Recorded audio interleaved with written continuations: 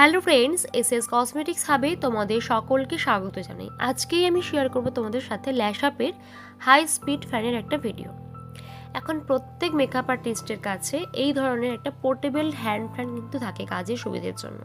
এটা easy to used, একটা বাটনের মাধ্যমে তোমরা এটাকে অপারেটিং করতে পারবে।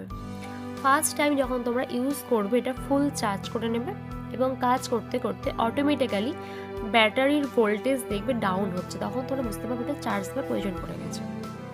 এই হ্যান্ড ফ্যানটা তোমরা হাতে নিয়েও ইউজ করতে পারো।